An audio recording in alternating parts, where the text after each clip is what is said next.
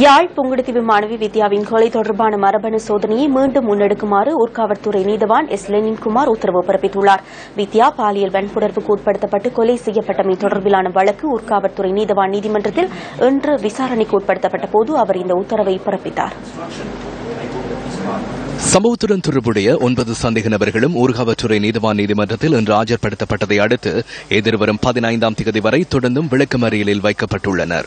இதேவேளை 4ஆம், 7ஆம் மற்றும் 9ஆம் இலக்க சந்தேக நபர்கள் சார்பில் சட்டத்தரணி ஒருவர் முதல் தடவையாக நீதிமன்றத்தில் இன்று ஆஜராகியுள்ளார்.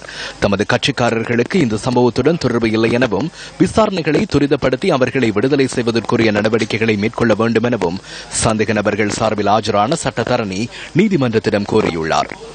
இதேவேளை மாணவி வித்யாவின் கொலை தொடர்பில் சேகரிக்கப்பட்ட இரத்த மாதிரிகள் மற்றும் தடய பொருட்களினூடாக பெற்றுக் கொள்ளப்பட்ட மரபணு சோதனை தெளிவில்லாததால் அவற்றை மீண்டும் பகுப்பாய்வுக்கு உட்படுத்துமாறும் நீதவான் எஸ் லெனின்குமார் உத்தரவு பிறப்பித்துள்ளார்.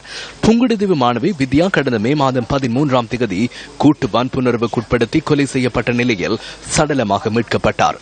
இதனை அடுத்து வித்யாவின் கொலையுடன் சம்பந்தப்பட்டவர்களுக்கு உரிய தண்டனை வழங்க வேண்டும் என கோரி பாடசாலை மாணவர்கள் உள்ளிட்ட பலர் நாடளாவிய ரீதியில் ஆர்ப்பாட்டங்களை மேற்கொண்டமை குறிப்பிடத்தக்கது.